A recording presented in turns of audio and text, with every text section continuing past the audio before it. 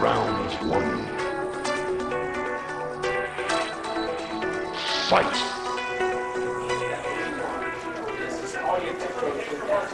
Hi everyone, it's Diabolik with Baking Ice Cream Productions. We're still here at Dreamation 2010.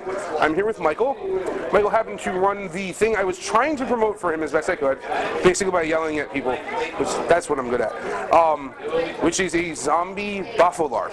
That's correct. It is called, I've already forgotten, even though you wrote it down. It's Dystopia Rising. Okay. It's the concept behind it is 2 generations after the fall of man in a zombie apocalypse setting. Okay. Basically, the world has been crushed by not only the zombie horde, but on top of it, the nuclear option was used when things went bad. Okay. It's a full immersion weekend LARP. We use not only Nerf guns and other foam weapons, but we use boffers as well.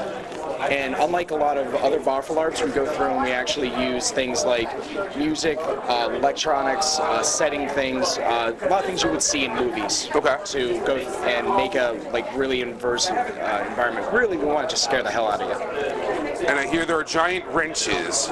Giant wrenches, crowbars, chainsaws that actually produce sound. We have some incredibly imaginative people making the weapons. Very cool. That not only are they contact safe, but on top of it, you can actually hear someone charge at you with a chainsaw. Oh, that's impressive. Now I just have to ask, because I asked John when he told me about it, which is why he pitched it to me, and I was like, done, let's talk. Are there giant zombie arms, or just zombie arms that people can hit each other with?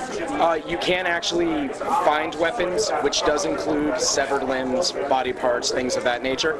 They're not as useful as hitting someone with a but more really, entertaining. It's a lot more entertaining. I would rather pick up someone's arm and go whack. It has a nice visual effect for everyone else around you too. Right. Where does this take place? We're based in New Haven, Connecticut. Okay. So we're right near the Connecticut, New York, New Jersey line area. We use a 45-acre campground. So we have electricity, cabins, a full setup so that the environment itself, Anyway, the full setup itself goes and covers over a huge area. Okay. Now, when do you run it? We have our schedule posted on dystopiarisinglarp.com. Okay. For the most part, it's the 3rd weekend of every month. We go from spring to fall. Once it gets cold outside, a lot of people don't like doing the camping in the cold. So we set up events like warehouse weekends where we rent a 3 to 4 story warehouse for survival scenarios, things of that nature. That's very cool. How long have you guys been doing this? Overall, the system's been only going for about a year or so. Okay. However, the group that running it has been doing LARPs, Boffer LARPs for over a decade as individuals. Very cool. We already talked about website. You ran an event. Was it last night? Last night and the night before. Okay. How many people did you get for Friday night? Friday night we had 68 people show up, not counting the 10 people who NPC'd for us. Okay. And then last night? Last night we lost count at 75 to 80 people. That's very cool. Just counting the people walking in. Right. People very accepting towards it, enjoyed it? A lot of people walked in not knowing what to expect. All they knew was like zombies and I get to shoot zombies. Okay. But when they came in and they got to a full feeling of the world, a lot of people are like, we need your contact information so we can play this. Good. So I had a lot of fun with it. On the first night, we actually got to the point with the zombie apocalypse to a point where people were barricading themselves in rooms. We didn't have any zombies in the hallways, but no one would open to look. So as a staff, we're sitting here going, we've had a half hour and no one's even opening the door. It's 4 o'clock in the morning. Knock, knock, knock. Door opens, Nerf shots come out. Very nice.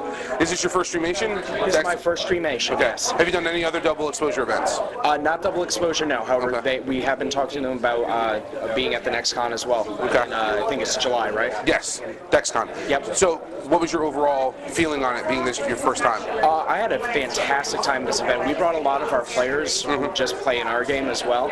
They had a blast. They went and tried a bunch of really enjoyable games. Most of us actually ended up playing in like the Cthulhu game, or we were playing in Cybergen as well, and had a great time with it. Well, I was talking to John earlier, and he was telling me he had an amazing turnout for it. Yeah. He does a very good job with it, and then goes ahead and promotes other people's things because he's really good at that. It's nice having a network where people actually help each other instead of.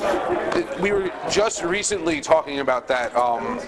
Some other people. I've been running an event at another con the same weekend, and while that con had a number of people, it just here you get a little bit more customer service, if you want to call it that.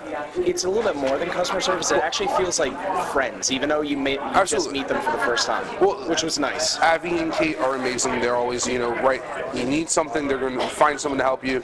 So the staff helped us out a ton. Absolutely. Because they got to the point where when we were overflowing the space that they had, they're like, all right, now you have this and this, and we will take care of everything. And they made it really easy for us to have a good time with it. Very cool. Well, thank you very much for your time. Thank you. See you again. Excellent.